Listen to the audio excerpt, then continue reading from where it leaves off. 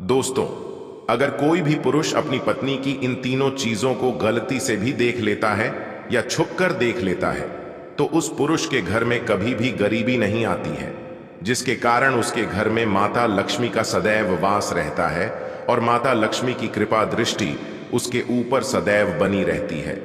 उसका घर सदैव खुशियों से भरा रहता है।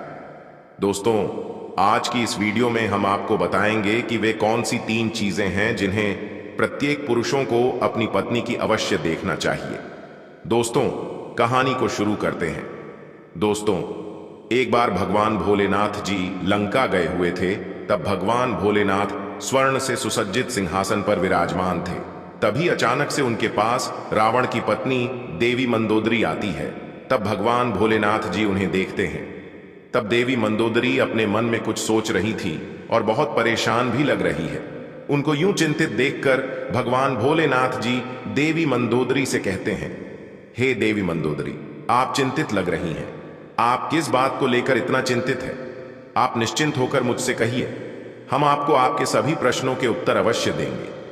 भगवान भोलेनाथ जी की बात सुनकर देवी मंदोदरी उनसे कहती हैं, हे भोलेनाथ, आज मेरे मन में एक विचित्र टाइप का प्रश्न उठ रहा है और मेरा वह प्रश्न यह है कि स्त्री की वह तीन कौन सी चीजें होती हैं जिन्हें प्रत्येक पुरुषों को अपनी पत्नी की अवश्य देखना चाहिए और जिसे देखने वाला व्यक्ति कभी भी गरीब नहीं रहता है।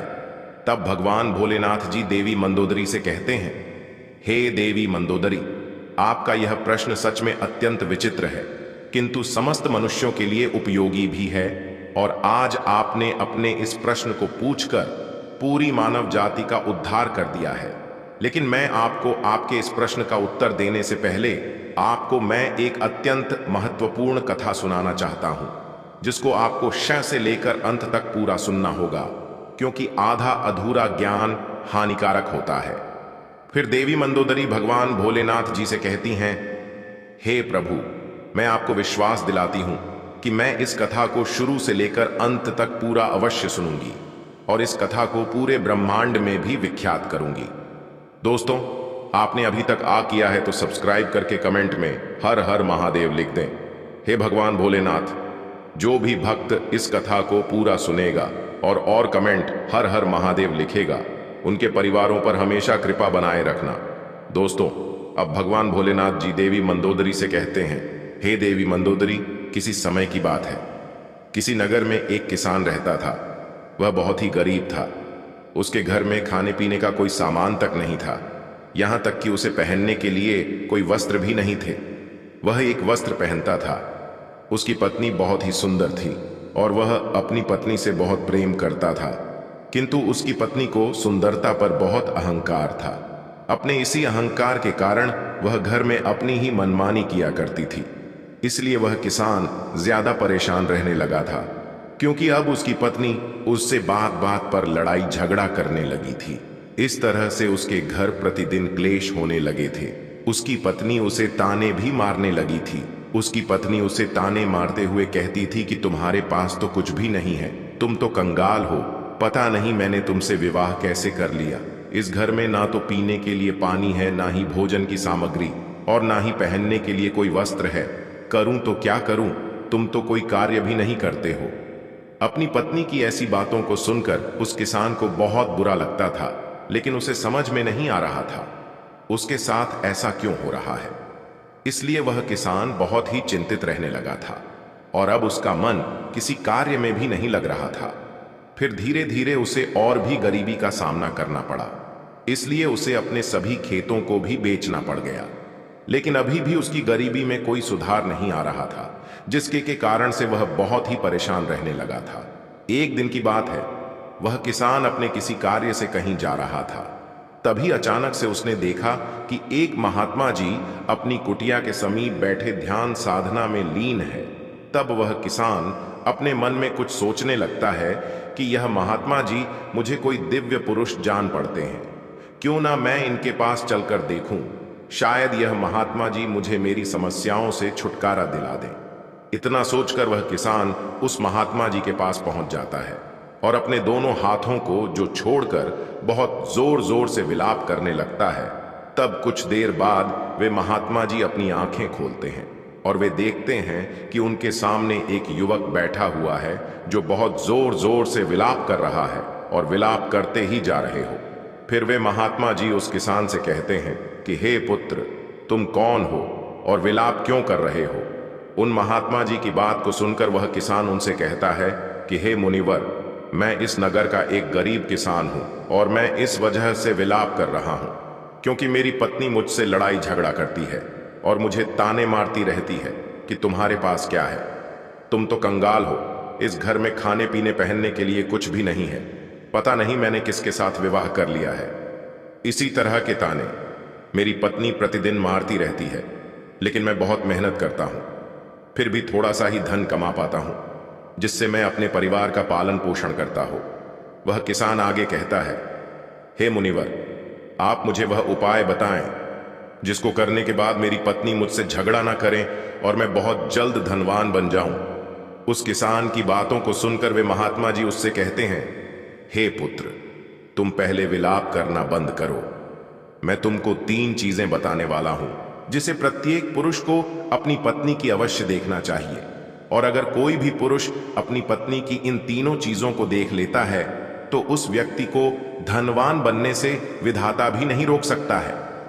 उन महात्मा जी की बात सुनकर वह किसान उनसे कहता है कि हे मुनिवर, आप देर ना करते हुए उन तीनों चीजों को बता दीजिए जिन्हें प्रत्येक पुरुषों को अपनी पत्नी की देखनी चाहिए। मैं उन तीनों चीज के बारे में जानने के लिए बहुत उत्सुक हो रहा हूं। तब वे महात्मा जी उस किसान से कहते हैं, हे पुत्र, इतनी उत्सुकता ठीक नहीं है, मनुष्य को हमेशा धैर्यवान होना चाहिए। तो चलो, मैं अब तुमको वे तीनों चीजें बता देता हूं जिन्हें प्रत्येक पुरुषों को अपनी पत्नी की उन तीनों चीजों को अवश्य देखना चाहिए। लेकिन मैं तुमको उन तीनों चीजों के बारे में एक अत्यंत महत्वपूर्ण कथा के द्वारा बताने वाला हूं, इसलिए तुमको मुझसे एक वादा करना होगा कि जब मैं इस कथा को सुनाऊंगा तब तक तुम्हें इस कथा को सुनना होगा। उन महात्मा जी की बात सुनकर वह किसान उनसे कहता है, हे मुनिवर, मैं आपको विश्वास दिलाता हूं, मैं इस कथा को शुरू से लेकर अंत तक पूरा अवश्य सुनूंगा। दोस्तों, भगवान भोलेनाथ जी देवी मंदोदरी से कहते हैं, हे देवी मंदोदरी। वे महात्मा जी उस किसान से कहते हैं, हे पुत्र, किसी नगर में एक व्यापारी रहता था। वह उस नगर का सबसे बड़ा व्यापारी था। उस व्यापारी और उसकी पत्नी में आपस में बहुत प्रेम था। वे दोनों एक दूसरे से बहुत प्रेम करते थे और उनके घर में कभी भी लड़ाई झगड़ा नहीं होता था। कभी भी किसी को लेकर भी व्यापारी और उसकी पत्नी के बीच में किसी भी प्रकार का कोई क्लैश नहीं होता था। इसलिए उसके घर में सदैव माता लक्ष्मी जी का वास बना रहता था। उसे अपने व्यापार में कई गुना सफलता प्राप्त होती थी। व्यापारी और उसकी पत्नी के बीच में इतना प्रेम था कि उसके आस पड़ोस के लोग उनके इस प्रेम को देखकर ईर्ष्या करने लगे थे, जिसकी वजह से कुछ स्त्रियां तो व्यापारी की पत्नी से बात तक भी नहीं करती थीं।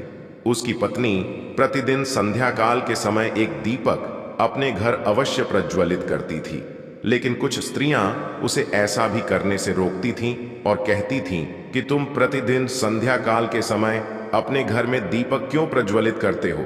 ऐसा करने से तुम्हें क्या लाभ होगा? तुम ऐसा मत किया करो।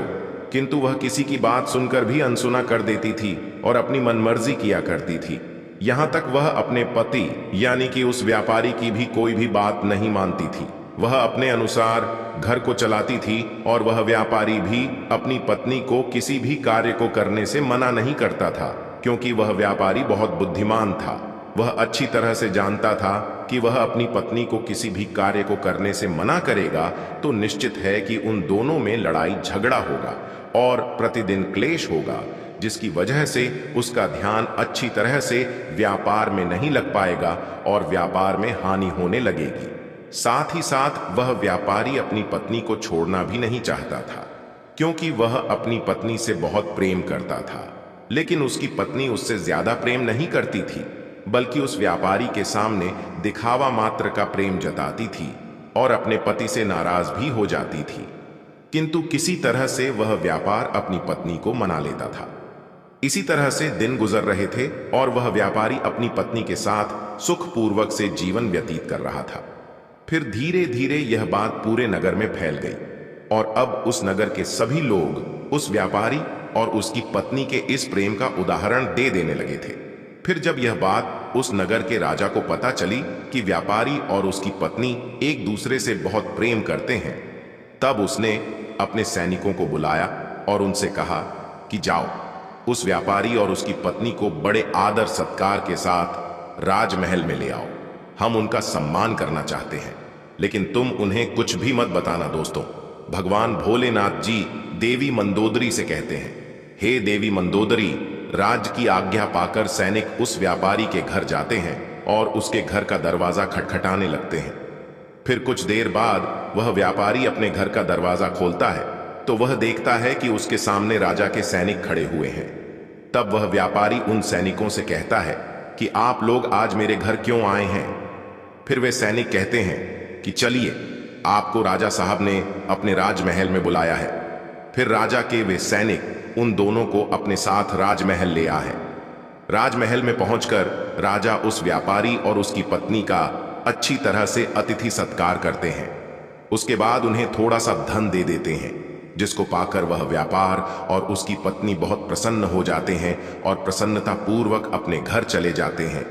उसके बाद उस नगर का राजा पूरे नगर में यह ऐलान कर देता है कि आज रात को पूरे नगर में सभी लोगों के घरों में व्यापारी और उसकी पत्नी के बीच इतना प्रेम होने के कारण दीप प्रज्वलित किए जाएं, जिससे उस व्यापारी और उसकी पत्नी के बीच के प्रेम की सराहना हो। राजा की आज्ञा सुनकर उस नगर के सभी लोगों के घरों में दीपक प्रज्वलित किए जाते हैं, किंतु उस नगर के सभी घरों के दीपक थोड़ी ही देर बाद बुझ जाते हैं। लेकिन उस व्यापारी के घर का दीपक अभी भी जल रहा था और उसका प्रकाश बहुत दूर दूर फैल रहा था। फिर उस नगर के राजा ने अपने मन में सोचा कि क्यों ना अब मैं बाहर चलकर देखता हूं कि किस किसने अपने घरों में दीपक प्रज्वलित करे हैं और किसका दीपक अभी भी प्रज्वलित हो रहा है। इतना अपने मन में सोचकर वह राजा अपने महल से उस न की तरफ देखने लगता है तो उसे दिखाई देता है कि उस नगर में किसी घर में भी कोई दीपक नहीं चल रहा है, लेकिन उस व्यापारी के घर में जलाया हुआ दीपक अभी भी जल रहा है। राजा अभी उस नगर की तरफ देख ही रहा था कि इतने में वहां पर उनकी रानी आ जाती है। तब राजा साहब रानी से कहते हैं कि रानी जी, नगर की तरफ देखिए। नगर के सभी घरों में कोई भी दीपक अब भी नहीं चल रहा है, लेकिन अभी भी उस व्यापारी के घर में जलाया हुआ दीपक अभी भी जल रहा है। इससे स्पष्ट हो जाता है कि उस व्यापारी और उसकी पत्नी के बीच में कितना ज्यादा प्रेम है, और उन दोनों के आपस में इतना ज्यादा प्रेम होने का कारण वह व्यापारी है, क्योंकि वह बहुत बुद्धिमान है और अपनी सूझबूझ से अपने घर को चलाता है। लेकिन रानी राजा की बात से सहमत नहीं होती है और राजा से कहती हैं, हे महाराज, मैं आपकी बात से सहमत नहीं हूं। मेरे हिसाब से होने का कारण है दोस्तों। भगवान भोलेनाथ जी देवी मंदोदरी से कहते हैं, हे देवी मंदोदरी, इसी बात को लेकर राजा और रानी में बहुत देर तक बहस होती है और बात लड़ाई तक पहुंच जाती है। फिर राजा और रानी के बीच में तलवार तक चलने लगती है, जिससे राजा और रानी को कई चोटें भी लग जाती है। तभी अचानक से राजा ने रानी से कहा कि हम दोनों यूं लड़ाई क्यों कर रहे, क्यों ना हम उस व्यापारी और उसकी पत्नी की परीक्षा ले लें, जिससे पूर्ण रूप से स्पष्ट हो जाएगा कि उन दोनों में इतना ज्यादा प्रेम होने का कारण कौन है। राजा की बात रानी भी स्वीकार कर लेती है और कहती है, ठीक है, मैं पहले उस व्यापारी की पत्नी की परीक्षा लेना चाहती हूं। फिर राजा साहब भी कहते हैं, ठीक है रानी जी, आप जैसा चाहे वैसे व्यापारी की परीक्षा ले सकती हैं। फिर रानी कुछ सैनिकों को बुलाती है और उससे कहती है, जाओ, उस व्यापारी से कह देना कि अगर वह अपनी पत्नी को मार डालेगा तब मैं उससे विवाह कर लूंगी और राजा साहब को बनाकर कारागार में बंद कर दूंगी। राजा के स्थान पर उसको सिंहासन पर विराजमान कर दूंगी। रानी का आदेश पाकर वे सैनिक उस व्यापारी के घर पर पहुंच जाते हैं। शाम होने वाली थी और व्यापारी की पत्नी कहीं गई हुई थी, लेकिन वह व्यापारी घर में ही था क्योंकि वह थोड़ा सा बीमार पड़ गया था। फिर वे सैनिक उस व्यापारी के घर के पास पहुंच उसके द्वार के दरवाजे को खटखटाने लगते हैं।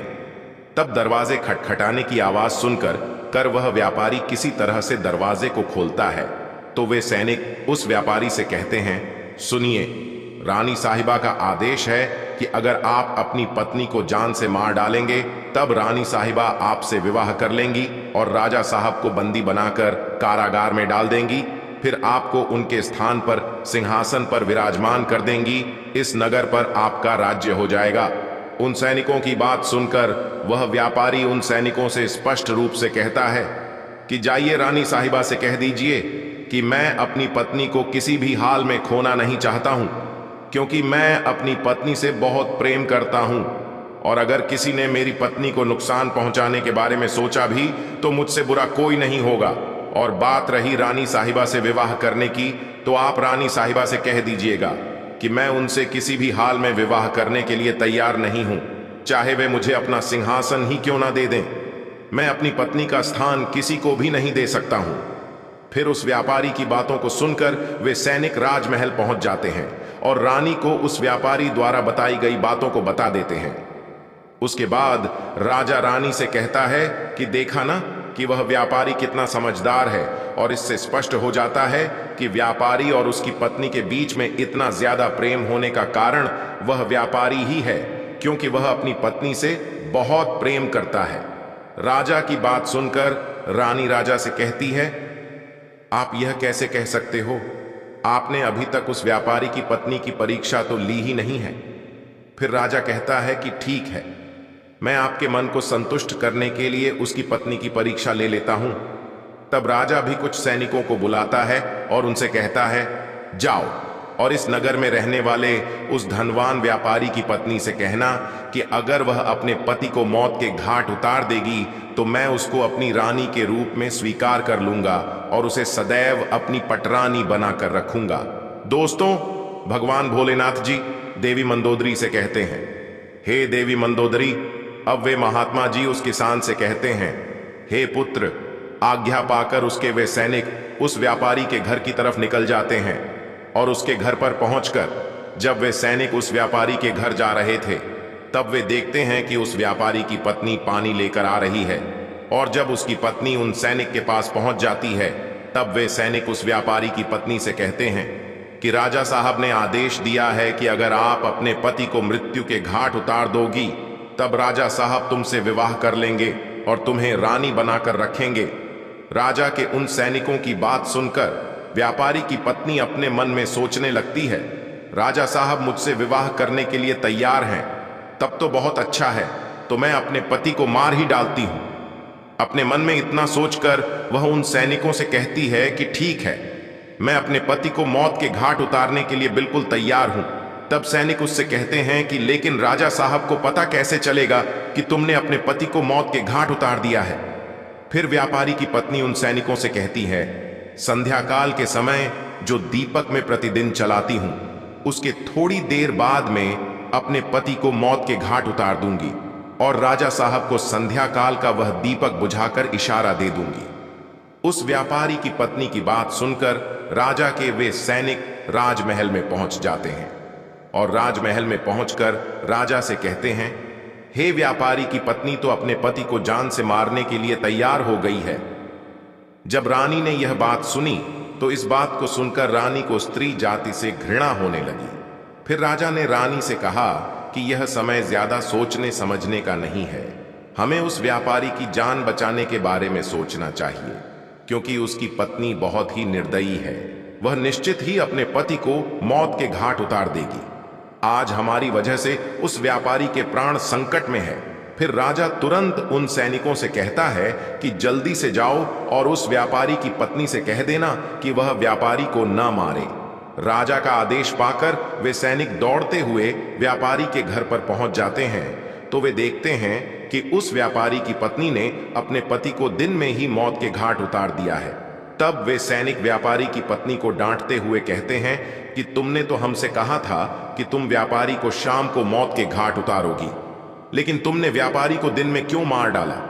राजा के उन सैनिकों की बात सुनकर उस व्यापारी की पत्नी उससे कहती है, मुझे तो अपने पति को मारना ही था और मैं इसे बहुत पहले ही मारना चाहती थी, परंतु कोई सही मौका नहीं मिला, इसलिए ने अपने पति को मार ही नहीं पाई। और मैंने सोचा कि दिन में को मौत के घाट उतार देती हूं और दीपक शाम होते ही बुझा दूंगी। तो सैनिकों, मैंने अपने पति को मौत के घाट उतार दिया है कि अब राजा साहब मुझे अपनी रानी बनाएंगे। तब उन सैनिकों ने कहा, यह तो आप चलकर राजा साहब से ही पूछ लीजिए। फिर व्यापारी की पत्नी और वे सैनिक राजमहल पहुंच जाते हैं और वे सैनिक राजा साहब को सारी बात बता देते हैं, जिसे सुनने के बाद राजा साहब बहुत क्रोधित हो जाते हैं और व्यापारी की पत्नी को बंदी बनाकर कारागार में डाल देते हैं। दोस्तों, भगवान भोलेनाथ जी देवी मंदोदरी से कहते हैं, हे देवी मंदोदरी। वे महात्मा जी उस किसान से कहते हैं, हे पुत्र, चलो अब मैं तुम्हें वे तीनों चीजों को बता देता हूं जिसे प्रत्येक पुरुष को अपनी पत्नी की अवश्य देखना चाहिए और जिसे देखने के बाद उसके घर में कभी भी क्लेश नहीं होता है। तो पहली चीज अपनी पत्नी की यह देखनी चाहिए कि पत्नी कहां आ रही है, कहां है, किससे मिल रही है और किससे बात कर रही है। जो भी पुरुष अपनी पत्नी की इन तीनों चीज को देखता है तो उसके घर में कभी भी क्लेश नहीं होता है और उसका अपनी पत्नी पर नियंत्रण भी होता है। दूसरी चीज प्रत्येक पुरुष को अपनी पत्नी की अवश्य देखना चाहिए, वह है बोलचाल। प्रत्येक पुरुषों को अपनी पत्नी की बोलचाल की भाषा देखना चाहिए कि उसकी बोलचाल की भाषा कैसी है और अपने पति की बात मानती है कि नहीं, उसकी इज्जत करती है कि नहीं। इस चीज को भी प्रत्येक पुरुषों को अपनी पत्नी की अवश्य देखना चाहिए। तीसरी चीज, प्रत्येक पुरुष को अपनी पत्नी के चाल चलन अवश्य देखना चाहिए। जो भी पुरुष अपनी पत्नी के चाल चलन देखता है और अपनी पत्नी को नियंत्रण में रखता है तो उस घर में कभी भी क्लेश नहीं होते हैं। लेकिन जो स्त्रियां घर को अपनी ही मनमानी पर चलाती हैं और पति की बातों को नहीं मानती हैं, तब उसका भी हाल उस व्यापारी की तरह ही हो जाता है। दोस्तों, भगवान भोलेनाथ जी देवी मंदोदरी से कहते हैं, हे देवी मंदोदरी, अब तो आपको आपके सभी प्रश्नों के उत्तर मिल ही गए होंगे। तब देवी मंदोदरी भगवान भोलेनाथ जी से कहती हैं, हे प्रभु, आज आपने मुझे बहुत ही महत्वपूर्ण ज्ञान दिया है। मैं आपको विश्वास दिलाता हूं कि मैं इस ज्ञान का विस्तार समस्त ब्रह्मांड ने अवश्य विख्यात करूंगी। दोस्तों, आपको यह कथा कैसी लगी मुझे कमेंट करके अवश्य